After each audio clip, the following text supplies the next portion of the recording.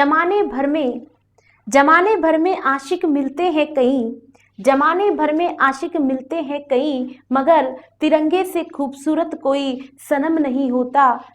जमाने भर में मिलते हैं आशिक कई, मगर तिरंगे से खूबसूरत कोई सनम नहीं होता। पैसों में लिपट कर सोने में सिमट कर मरे हैं कई, मगर तिरंगे से खूबसूरत कोई कफन नहीं होता।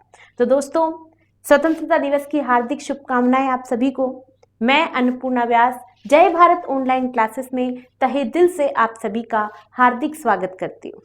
दोस्तों, पिछली क्लास के अंदर हमने अध्ययन किया था बच्चों कि किस तरीके से महाराणा कुंभा ने नागौर के ऊपर विजय हासिल करी थी।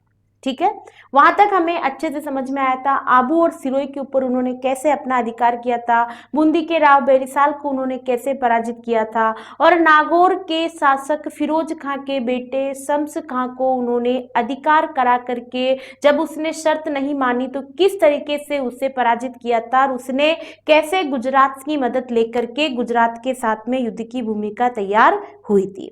तो दोस्तों, अब एक हेडिंग डालिए आप अगला टॉपिक देखेंगे दोस्तों अपन महाराणा कुंभा के बारे में। महाराणा कुंभा ने मालवा और गुजरात के साथ मिलकर के, मालवा और गुजरात ने मिलकर के भी महाराणा कुंभा के ऊपर आक्रमण किया था। तो आप अगले हेडिंग डालेंगे मालवा गुजरात, मालवा व गुजरात के साथ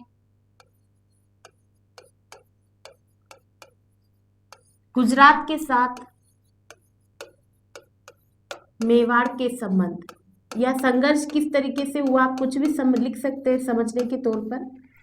ठीक है बच्चों, तो आओ देखते हैं अपन।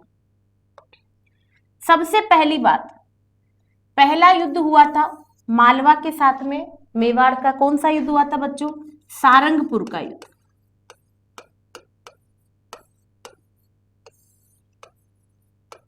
सारंगपुर का युद्ध, ये युद्ध हम पढ़ चुके हैं। सारंगपुर का युद्ध किस किस के बीच हुआ था? ये युद्ध हुआ था कुंभा के बीच में और महमूद खिलजी फर्स्ट के बीच में।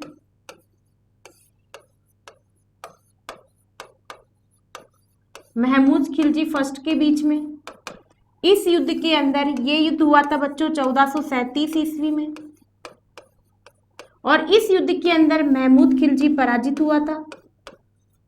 महमूद खिलजी क्या हुआ था? पराजित हुआ था। महाराणा कुंभा इस युद्ध में क्या हुए थे बच्चों? विजयी हुए थे। महाराणा कुंभा इस युद्ध में विजयी हुए थे और इस महमूद खिलजी को बंदी बना करके अपने साथ ले गए थे। बंदी बनाकर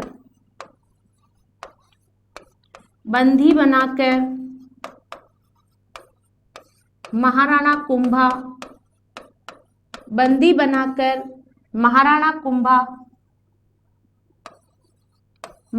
कुंभा अपने साथ ले गए।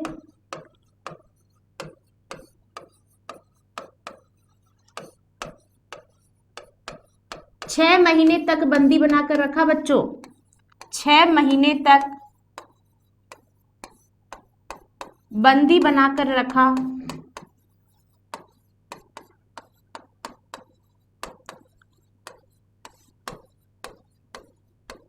रखा, फिर छोड़ दिया। ये दोस्तों महाराणा कुंभा की एक अच्छी नीति थी, यानी कि वो इस बात पे विश्वास नहीं रखते थे कि अपने पड़ोसी राज्य को पराजित करके वहां के ऊपर अधिकार कर लिया जाए। तो ये महाराणा कुंभा की शासक नीति की, वो सिर्फ उन्होंने आक्रमण किया तो उन्हें पराजित कर दिया, लेकिन उस क्षेत्र के ऊपर अपना दबदबा नहीं स्थापित किया, मेवाड़ का वहां पर राज नहीं किया। उन्होंने वापस महमूद खिलजी को उनका मालवा सौंप दिया, तो बंदी बनाकर रखा और फिर छोड़ दिया। तो दोस्तों, ये सारंगपुर युद्ध के अंदर ये चीज हुई थी कि सारंगपुर युद्ध में महाराणा कुंभा विजयी हुए थे, महमूद खिलजी पराजित हुए थे और महमूद खिलजी को महाराणा कुंभा बंदी बनाकर ले गए थे। दूसरा संघर्ष हुआ था बच्चों, अब जब ये महमूद खिलजी पराजित हो गया था तो महमूद खिलजी शांत थोड़ी बैठेगा, ये दोबारा आएगा दोस्तों। तो एक युद्ध होता है दोस्तों 1442 ईस्वी के अंदर। यह युद्ध किस किस के बीच में होता है देखना अच्छे से। इस युद्ध के अंदर हमारे मेवाड़ के महाराणा कुंभा है। मेवाड़ में कौन है बच्चों? महाराणा कुंभा देखना अच्छे से, मेवाड़ में महाराणा कुंभा है, ठीक है। इधर आपके पास में महमूद खिलजी फर्स्ट है,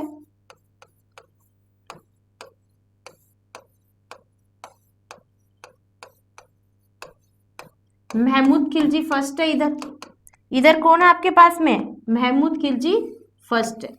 और ये जो महमूद खिलजी फर्स्ट है, ये दोस्तों 1442 ईस्वी में महाराणा कुंभा के ऊपर फिर आक्रमण करने के लिए आ जाता है। 1442 ईस्वी के अंदर ये फिर आक्रमण करने के लिए आता है। इस आक्रमण के अंदर क्या होता है कि महाराणा कुंभा का एक सेनापति होता है दीप सिंह, सेनापति का नाम होता है बच्चों दीप सिंह।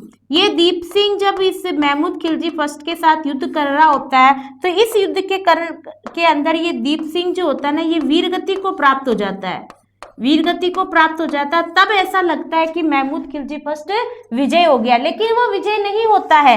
अंततः महाराणा कुंभा की ही विजय होती है, महाराणा कुंभा इससे पराजित कर देते हैं। अंततः महाराणा कुंभा की ही विजय होती है और महमूद खिलजी जो होता है पराजित हो जाता है। तो दोस्तों ये दो बार तो हमने खुद ने देख लिया कि महमूद खिलजी जो है बार बार महाराणा कुंभा से पराजित हो रहा है। एक तो सारंगपुर के युद्ध में पराजित हो गया है, एक 1442 ईस्वी में फिर आक्रमण करने के लिए आया, तब पराजित हो गया है। तो दोस्तों एक इतिहासकार है फर्ग्यूसन, एक इतिहासकार है फर्ग्यूसन, वो क्या कहते हैं, फर्ग्यूसन क्या कहते हैं, फर्ग्यूसन के अनुसार,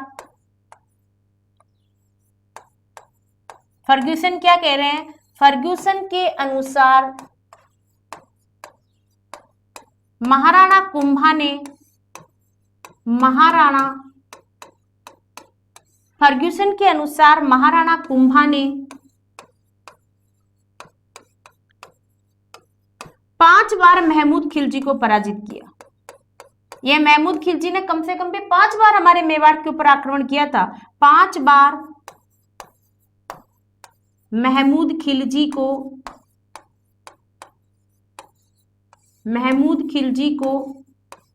पराजित किया। कितनी बार पराजित किया बच्चों, 5 बार महमूद खिलजी को पराजित किया। किस इतिहासकार के अनुसार, फर्ग्यूसन के अनुसार। ठीक है, यहां तक समझ में आया। अब देखो, अब ये जब महमूद खिलजी बार बार पराजित हो रहा था, परेशान हो गया था, तो दोस्तों क्या किया इसने, अब देखना अच्छे से। ये हमारे पास में है हमारा प्यारा मेवाड़, प्यारा मेवाड़ धरारी आन बचावन राखाला। तो मेवाड़ के राणाओं ने हमेशा मेवाड़ की आन और शान की रक्षा करी है। तो मेवाड़ के अंदर शासक कौन है बच्चों, महाराणा कुंभा। देखना अच्छे से, मेवाड़ में कौन है, राणा कुंभा। ये जो इतिहासकार ने बात कही है ना, इस बात को भी अपन समझ रहे हैं कि भाई इस बात को हम कैसे मान लें। तो मेवाड़ में राणा कुंभा है। इधर क्या है दोस्तों, मालवा। इधर क्या है आपके पास में, मालवा। मालवा में शासक कौन है बच्चों, महमूद खिलजी। मालवा में शासक कौन है, महमूद खिलजी। और आपके गुजरात के अंदर कौन है, गुजरात में कौन है बच्चों, कुतुबुद्दीन शाह है। गुजरात में कौन है, कुतुबुद्दीन शाह है। ये जो कुतुबुद्दीन शाह है, यह शम्सका के साथ मिलकर के हमारे मेवाड़ पर आक्रमण करने आया था ना। इधर महमूद खिलजी 2 बार मैंने आपको इसको पराजित करके बता दिया। अब दोस्तों क्या होता है, और फर्ग्यूसन क्या कह रहा है कि 5 बार पराजित हुआ है। तो दोस्तों ये महमूद खिलजी जो है इस कुतुबुद्दीन शाह से मिलने के लिए जाता है और इसको जाकर के कहता है तुम भी कुंभा से पराजित हो गए हो, ऐसे कहता है इसको। तो ये कुतुबुद्दीन शाह कहता है कि भाई मैं तो 1 बार पराजित हुआ हूं, तू तो 5-5 बार पराजित होकर बैठा है। इस तरीके से ये दोनों आपस में बातें करते हैं। तो ये महमूद खिलजी कुतुबुद्दीन शाह को कहता है कि देख मेरे को भी कुंभा ने पराजित कर दिया, कुंभा से तू भी पराजित हो गया, यानी हम अगर अकेले अकेले लड़ेंगे तो हम कभी कुंभा को नहीं जीत पाएंगे। अपन दोनों एक काम करते हैं, अपन दोनों एक हो जाते हैं और साथ चल करके कुंभा को पराजित करते हैं। हम अवश्य निश्चित रूप से हम कुंभा को, मेवाड़ को पराजित कर देंगे और मेवाड़ के ऊपर अपना अधिकार कर लेंगे। तो ये कुतुबुद्दीन शाह इस महमूद खिलजी को कहता है कि भाई मुझे क्या मिलेगा, मैं तो ऐसे ही गया था शम्सका के साथ में, अब फालतू की मुझे युद्ध करने से मुझे क्या फायदा होगा। तो इस बात को देख सोच करके ये महमूद खिलजी कहता है कि तुम्हें ये फायदा होगा कि ये देखो ये रहा मेवाड़, मेवाड़ के पास में मैं भी हूं, मेवाड़ के पास में तुम भी हो। यदि इस मेवाड़ को इस नजर से देखा जाए, आधे आधे हिस्सों को देखा जाए, तो ये वाला जो एरिया है ये एरिया तुम्हारे गुजरात के नजदीक पड़ता है और ये वाला जो एरिया है ये एरिया मेरे नजदीक पड़ता है। तो यदि हम दोनों मिलकर के आक्रमण करें, यदि हम दोनों मिलकर के मेवाड़ के ऊपर आक्रमण करें तो जीतने पर हम मेवाड़ को आधे आधे हिस्सों में बांट लेंगे। तो दोस्तों ये समझौता इन दोनों के बीच में होता है, किस किस के बीच में, मालवा के शासक महमूद खिलजी और गुजरात के शासक कुतुबुद्दीन शाह के मध्य। तो दोस्तों ये समझौता कब होता है और इस समझौते को अपन क्या कहेंगे और इस समझौते के अनुसार कौन सी शर्त होगी? तो ये जो समझौता हुआ ना बच्चों, ये समझौता चंपानेर संधि के नाम से जाना जाता है, चंपानेर की संधि। अगली हेडिंग डालेंगे बच्चों आप, चंपानेर की संधि। ये समझौता किस नाम से जाना जा रहा है? चंपानेर की संधि के नाम से जाना जा रहा है।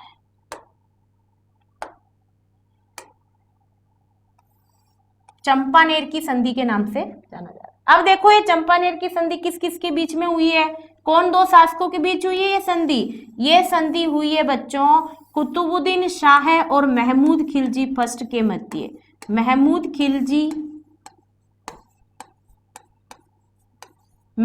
खिलजी फर्स्ट प्लस कुतुबुद्दीन शाह, इन दोनों के मध्य मिलकर के जो समझौता हुआ है कि अपन दोनों मिलकर के मेवाड़ पे आक्रमण करेंगे, ये कौन सी संधि कहला रही है? चंपानेर संधि। ये समझौता कब हुआ बच्चों? ये समझौता हुआ 1456 ईस्वी के अंदर ये समझौता हुआ। ठीक है, इस समझौते के तहत क्या होगा? इस समझौते के तहत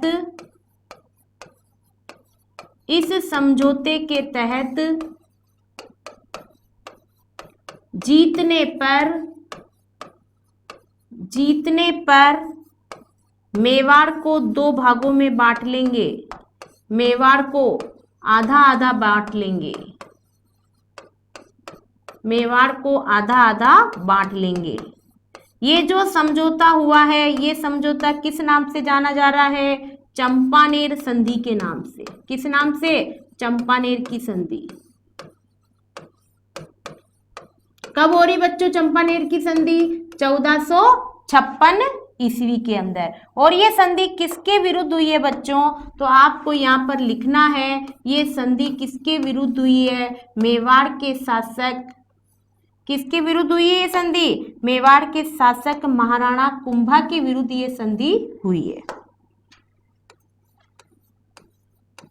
तो आप लिखेंगे किसके विरुद्ध हुई ये संधि? मेवाड़ शासक महाराणा कुंभा।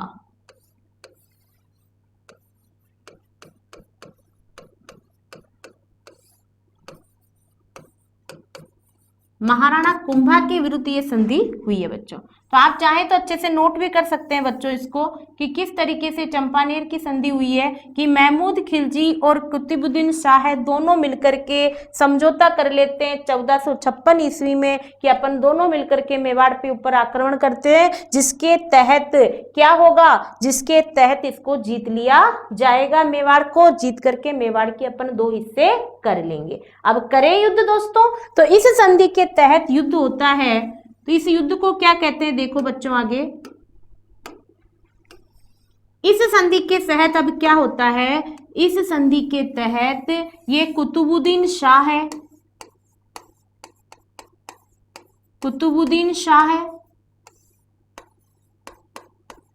प्लस महमूद खिलजी फर्स्ट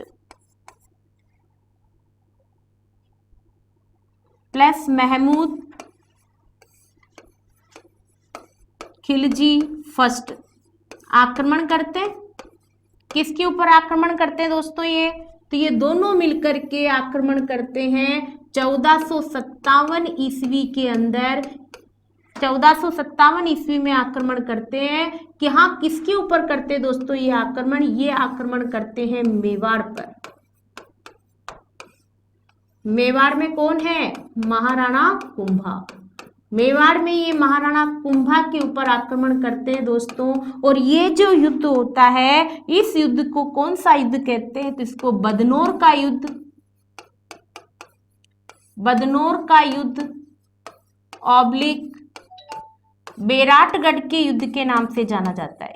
किस नाम से जाना जाता है? बदनौर का युद्ध और बेराटगढ़ का युद्ध, इस नाम से दोस्तों यह जाना जाता है। क्या होता है? महाराणा कुंभा के ऊपर ये दोनों आक्रमण कर देते हैं और मेवाड़ के राणा तो मातृभूमि के लिए कुछ भी कर सकते हैं दोस्तों। महाराणा कुंभा क्या सोचते हैं? ना तन चाहिए ना धन चाहिए, बस अमन से भरा वतन चाहिए। जब तक जिंदा रहूं मातृभूमि के लिए, और जब मर जाऊं तो तिरंगा कफन चाहिए।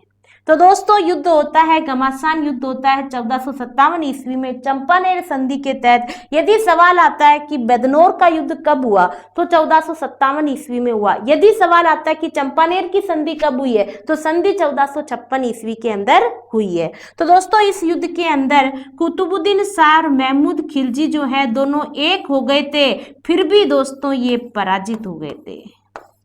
और महाराणा कुंभा इस युद्ध में क्या हो गए थे दोस्तों?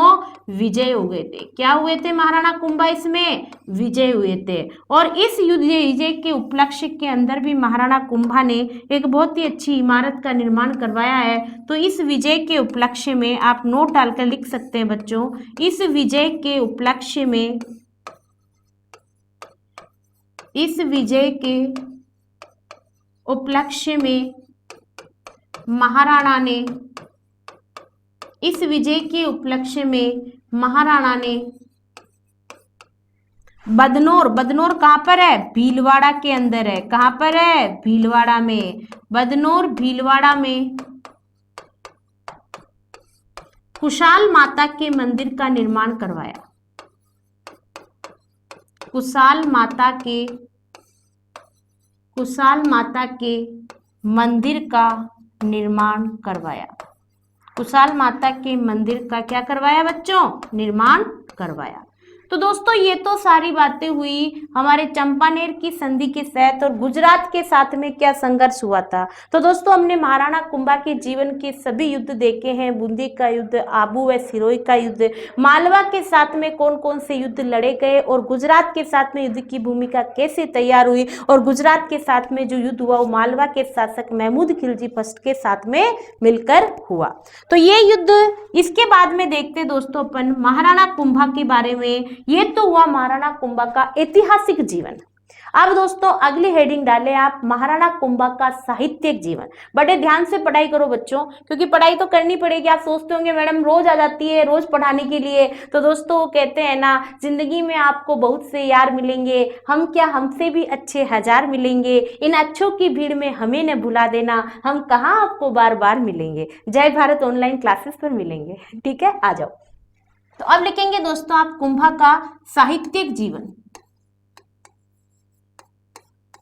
कुंभा का साहित्य का या कुंभा का जीवन परिचय कुछ भी लिख सकते हैं आप। कुंभा का साहित्य व स्थापत्य, कुंभा का साहित्य व स्थापत्य।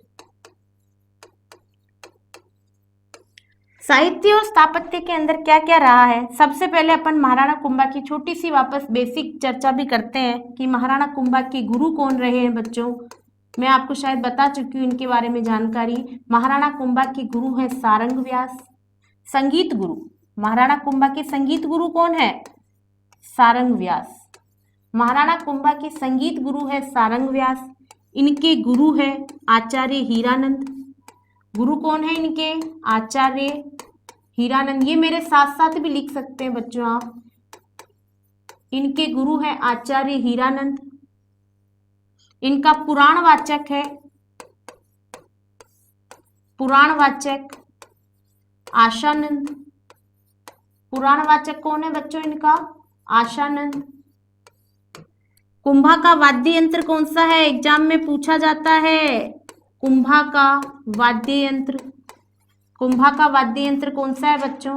कुंभा का वाद्य यंत्र है वीणा। कुंभा क्या बजाते थे? वीणा। कुंभा के स्वयं द्वारा रचित, स्वयं से रचित ग्रंथ कौन सा है? स्वयं से रचित, स्वयं से रचित ग्रंथ कौन सा है? स्वयं से रचित ग्रंथ है एकलिंग महात्म्य। एकलिंग महात्म्य,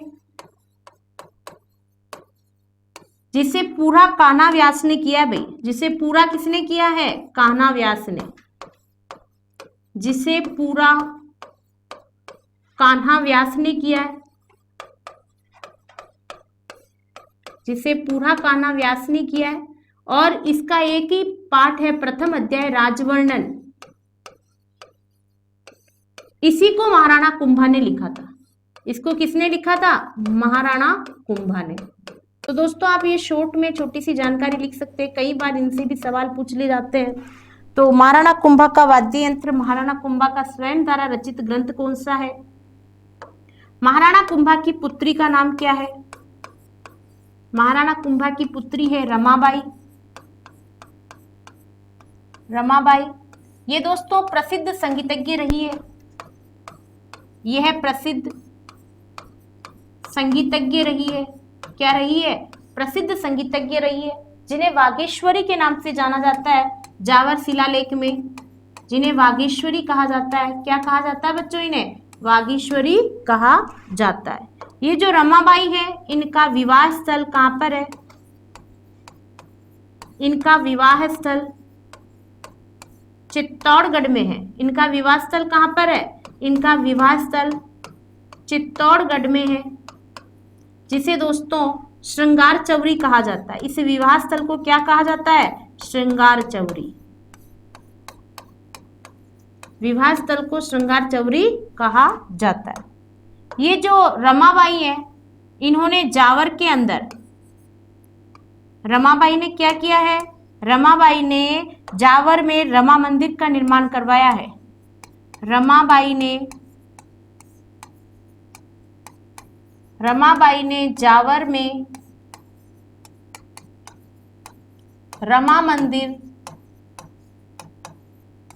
रमा मंदिर का निर्माण करवाया।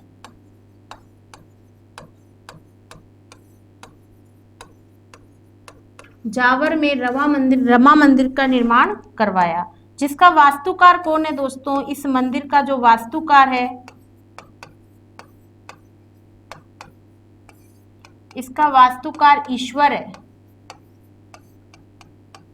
इसका वास्तुकार कौन है? ईश्वर है। और जावर का प्राचीन नाम क्या है दोस्तों? जावर का प्राचीन नाम योगिनीपट्टनम है।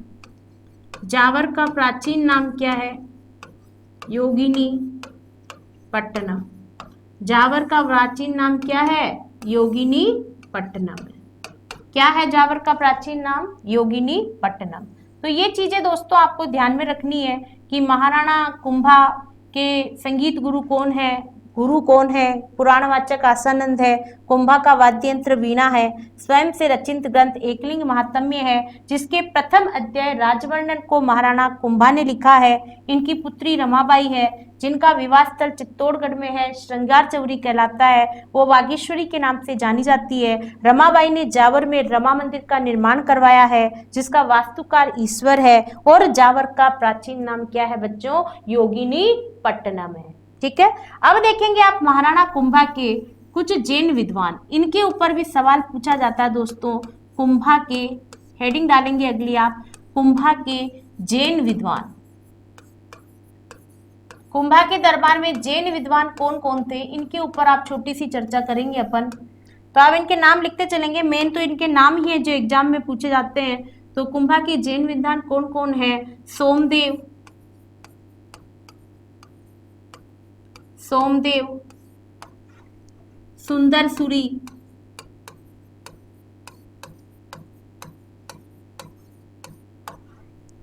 मुनि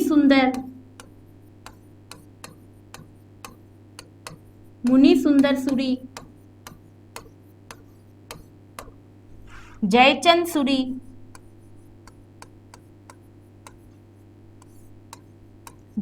सूरी, माणिक्य,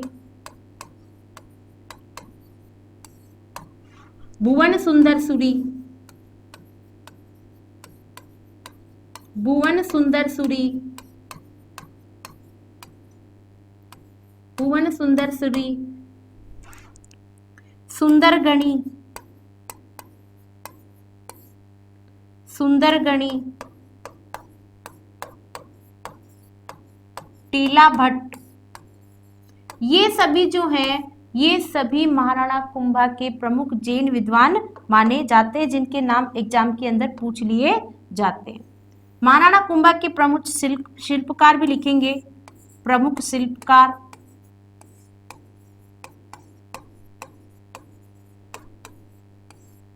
जेता, पुंजा, पोमा, नापा, महेश, अत्री, आला भट्ट।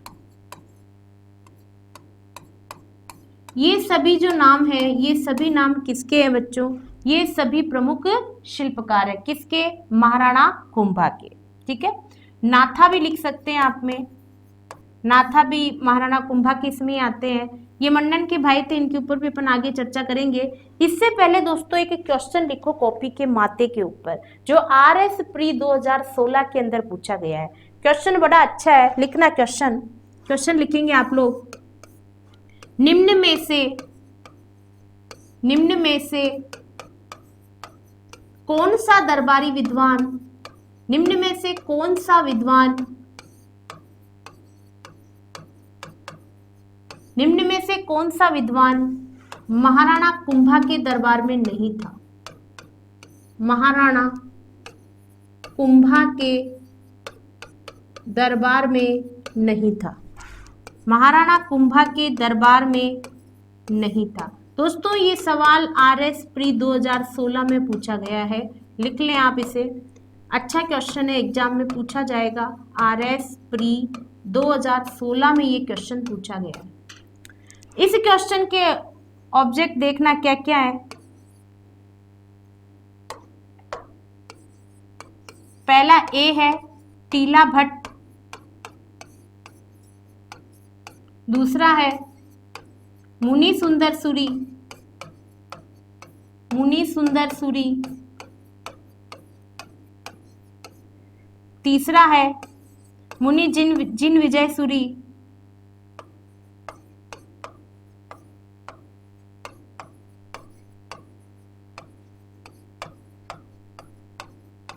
और चौथा है नाथा।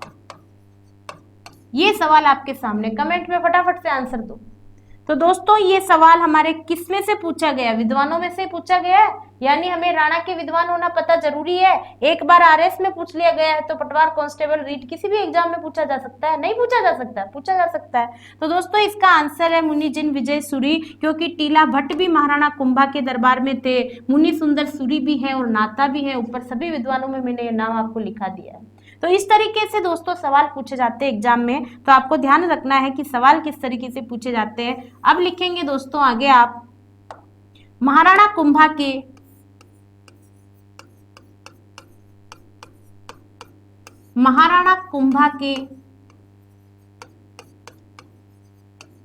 प्रमुख शिल्पकार, महाराणा कुंभा के प्रमुख शिल्पकार लिख सकते हैं आप, इन्हें वास्तुकार भी कह सकते हैं और ये साहित्यकार भी हैं। तो महाराणा कुंभा के प्रमुख शिल्पी जो थे, शिल्पी या साहित्यकार जो है वो कौन है दोस्तों? उनका नाम है मंडन। प्रमुख शिल्पी कौन है महाराणा कुंभा के? जिनका नाम क्या है? मंडन। क्या है इनका नाम? मंडन। ये जो मंडन है दोस्तों ये गुजरात के रहने वाले थे। कहाँ के रहने वाले थे? गुजरात के।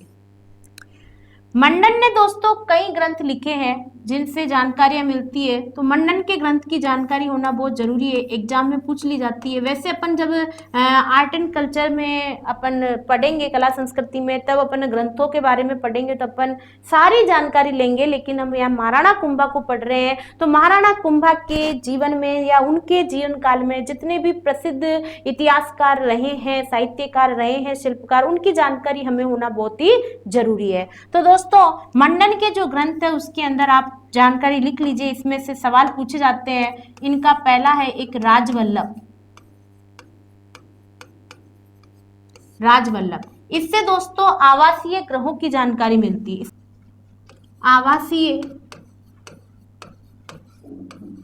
आवासीय ग्रहों के निर्माण की जानकारी मिलती है बच्चों। इससे किसकी जानकारी मिलती है? आवासीय ग्रहों के निर्माण की जानकारी हमें मिलती है। दूसरा देखेंगे दोस्तों रूपमंडन। रूपमंडन से आपको किसकी जानकारी मिलती है? रूपमंडन से आपको मूर्ति निर्माण की जानकारी मिलती है। किसकी जानकारी मिलती है? मूर्ति निर्माण की जानकारी मिलती है। रूपमंडन के बाद देखेंगे बच्चों अपन, तो रूपमंडन के बाद में देवमूर्ति प्रकरण। देवमूर्ति प्रकरण, देवमूर्ति प्रकरण से आपको क्या मिलती है? मूर्ति निर्माण और देवी देवताओं की मूर्ति स्थापना की जानकारी मिलती है। तो इससे कौन सी जानकारी मिलती है? मूर्ति निर्माण व देवी देवताओं की मूर्ति स्थापना की जानकारी मिलती है। देवी देवताओं की स्थापना की जानकारी मिलती है। देवी देवताओं की स्थापना की जानकारी मिलती है। किससे मिलती है? देवमूर्ति प्रकरण से। ठीक है बच्चों। उसके बाद में देखेंगे आप प्रासाद मंडन। प्रासाद मंडन से हमें महलों के निर्माण की जानकारी मिलती है। महलों के निर्माण की जानकारी मिलती है प्रासाद मंडन से। इसके बाद में देखेंगे दोस्तों आप शकुन मंडन। शकुन मंडन से शुभ और अशुभ की जानकारी मिलती है। शुभ व अशुभ की जानकारी मिलती है। ठीक है बच्चों। अगला है हमारे पास में कोदंड मंडन। कोदंड मंडन, कोदंड मंडन से धनुर्विद्या की जानकारी मिलती है।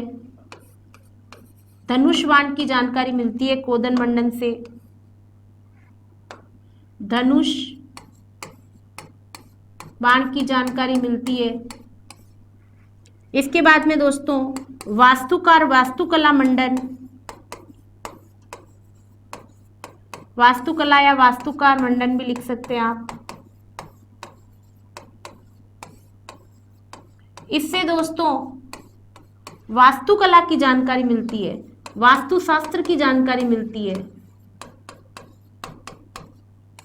वास्तुशास्त्र की जानकारी मिलती है। इसके बाद में है हमारे पास में वैद्य मंडन।